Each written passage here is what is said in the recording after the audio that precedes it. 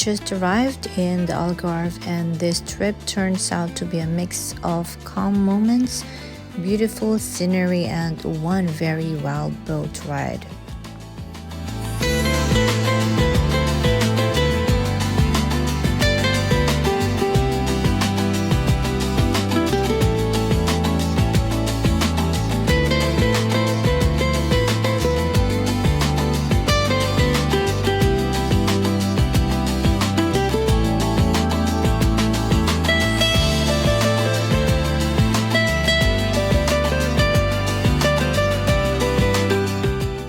We're leaving Faro now after staying in that beautiful pink palace just outside the city.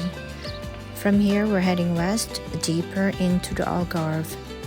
This region is actually huge, with so many coastal towns: Albufeira, Vilamuda, Carveiro. So choosing a base isn't easy, but we decided on Lagos. So before going to the hotel, we're heading over to a Speech Golf Club. We booked a lesson just to improve our swing a bit. I don't know if it's going to help, but we'll try. Just under that yellow, orange. There you go. Good. Yeah. Okay, so we just arrived at Algarve Resort. It's a bit early, so I think the room's not ready yet. So we'll just leave our luggage here, park the car, and instead of waiting, we'll just go out and explore a bit first. And I'm hungry. Welcome to paradise. There are so many places to eat. I actually don't know where to choose. This one looks nice though, with the view over the water. Yeah, I think we'll just sit here. Wow, we're at Mare. Nice view.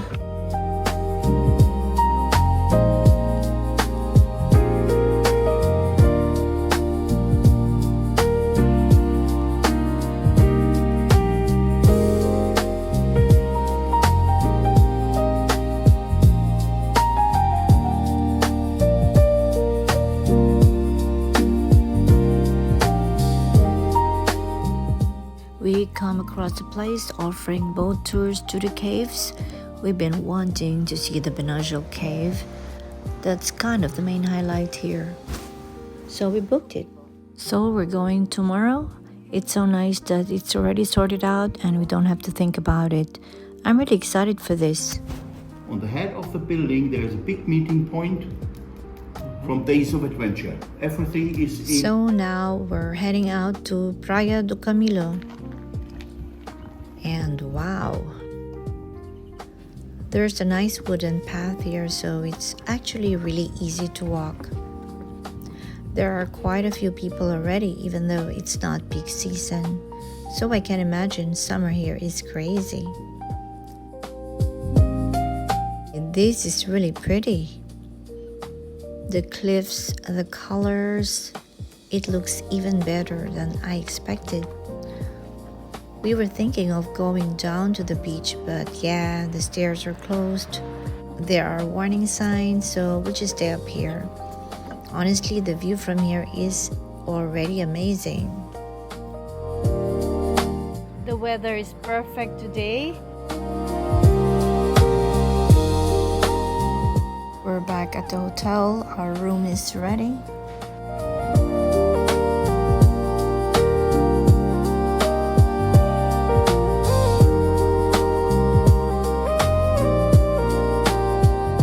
Now the room tour.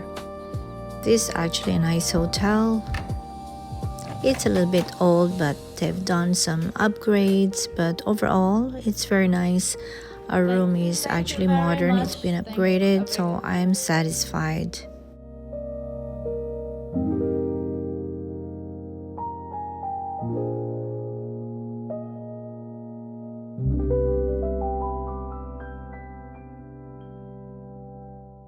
We're heading out again before it gets dark.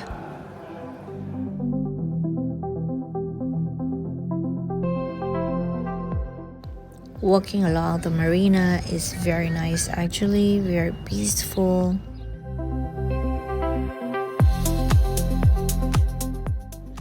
To go to the other side, to see the old town, we have to cross Avenida dos Descobrimentos.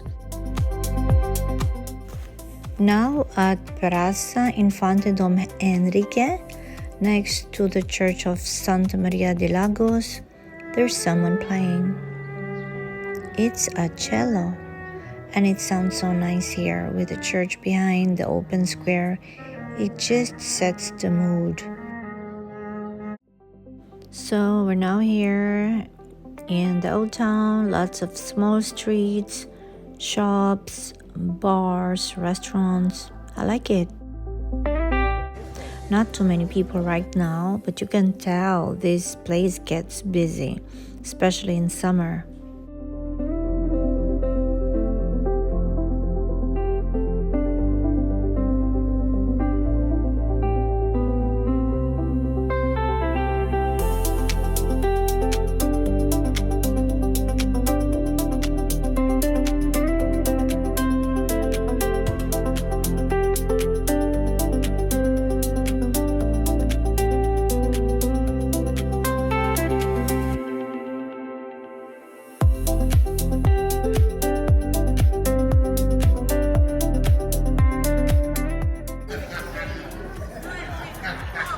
We're now at Praça Gilianis.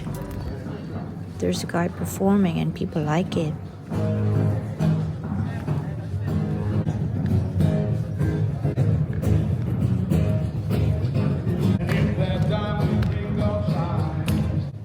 But we're going somewhere else. That's nice. We're going up there to the Sky Bar.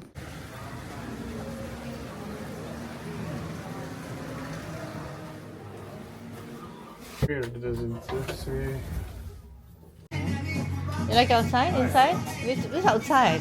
This is actually a nice place to hang out. You can see everything from up here and a perfect place to watch the sunset.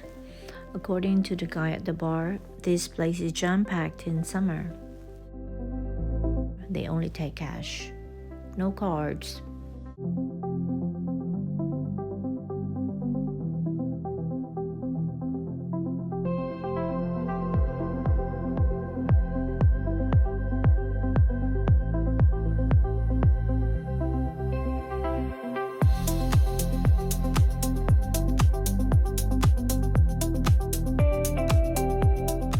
Now we're trying to find a place for dinner, and again, too many options.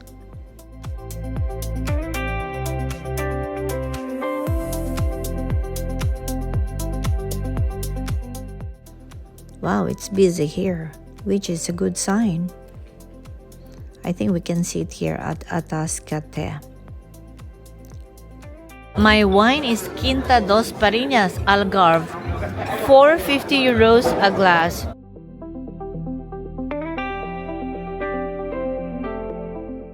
So we're doing tapas style, ordering a few small dishes to share. Actually, I like this more because you get to try more food instead of just one dish. Everything we ordered was really good. And the service, wow. I felt cold at one point and she just brought me a blanket without me asking. That was really nice. All these different. Okay, we're done. So we're back to the hotel, so tired. Day 1 in Lagos is finished. See you tomorrow. Good morning, my love. Good morning. This is our first breakfast here in Lagos. They actually serve sparkling wine in the morning, which is a nice touch. And of course, the famous pastel de nata. It's really good, not too sweet, just right. We've got a boat tour later to see Benagil Cave. It starts at 2 p.m. So we've got some time to explore first. So we're heading out and we've made our way to Praia de Dona. We're up here at the viewpoint, Miraduro da Praia de Dona.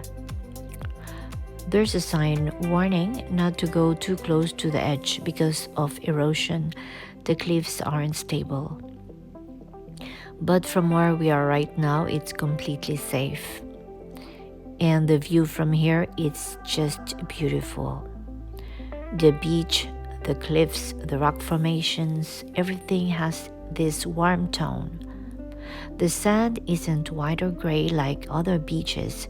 It's more of a rich golden, almost honey-colored sand, and the cliffs match that perfectly. Would have been nice to go down for a swim, but not today. The water is still cold, it's not summer yet. We head back to Praia do Camilo. We were here yesterday, but it's time we walk a bit further. And the views from this side completely different. Same place but different angle. It was already beautiful yesterday, but seeing it from here just gives you a whole new perspective.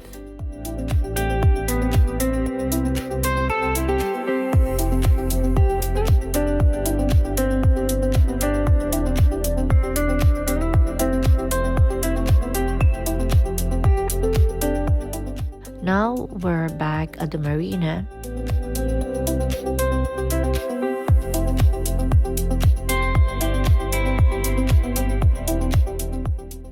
We've got some time before the tour, so we're grabbing a light lunch.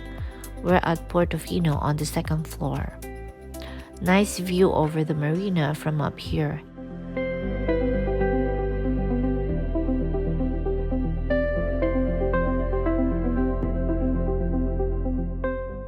There are quite a lot of people joining this tour. It's full.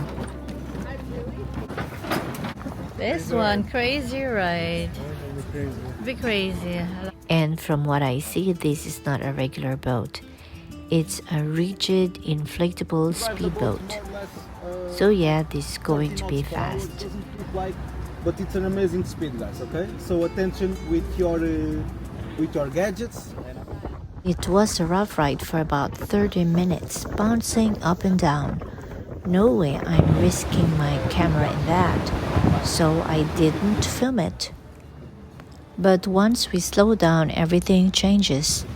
It becomes calm, quiet, and really beautiful. One of the most famous spots is Benagil Cave, the one with that big opening at the top like a natural skylight. That opening formed over time as part of the cave roof collapsed due to erosion. So now the sunlight comes through and lights up the whole cave inside. There's even a small beach inside, but you can only access it from the sea.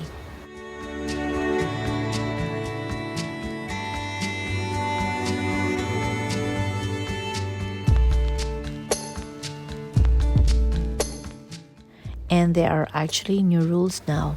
Boats can enter the cave, but they're not allowed to stop or draw people off inside anymore. It's all to protect the area and manage the crowds. But what surprised me the most is it wasn't just about Benagil. There are so many caves along the way, and each one is different. At one point, we went into a cave that was almost pitch black.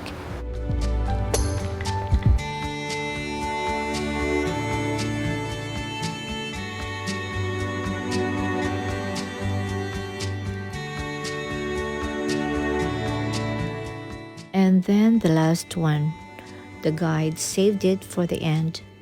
It had a big opening at the top, light coming in. He called it the Paradise Cave, but that's not an official name, just something the guides use. And honestly, I can see why. Then the way back, that's when it got really rough.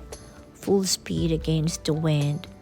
We were sitting in the front and the wind was hitting so hard.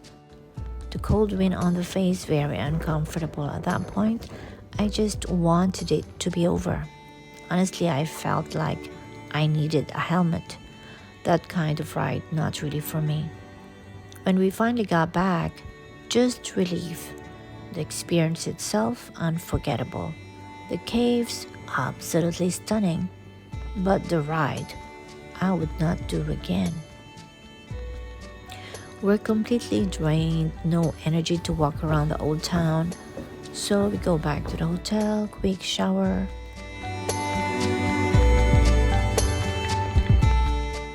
A Mexican restaurant near the hotel.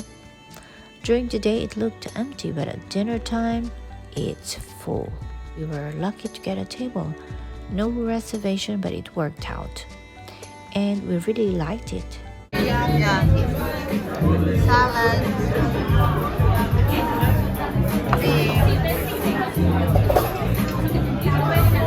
Wow.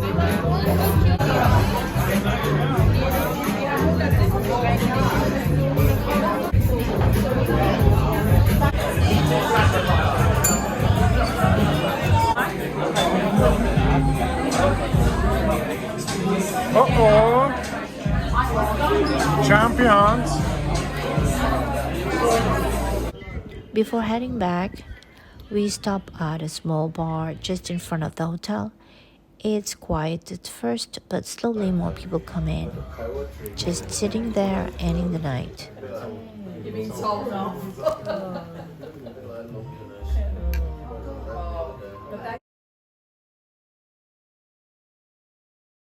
The Algarve is one of the most beautiful places I've ever been to. The cliffs, the coastline, it really stays with you. And it's a big part of why I fell in love with Portugal. We'll definitely be back. Next stop, Lisbon. If you want to follow the rest of this journey, stay tuned for the next part of our Portugal series.